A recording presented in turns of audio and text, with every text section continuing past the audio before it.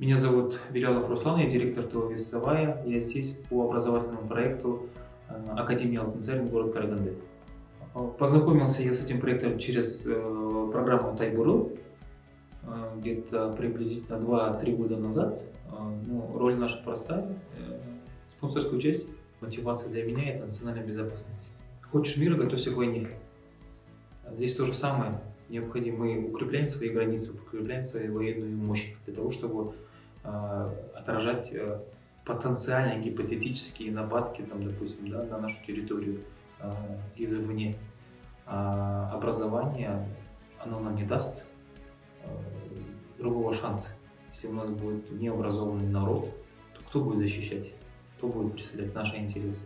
Патриотизм, компетенция и призвание самое важное. Если человек занимает место не по призванию раз, он себя там реализовать не сможет. Учитель, для чего?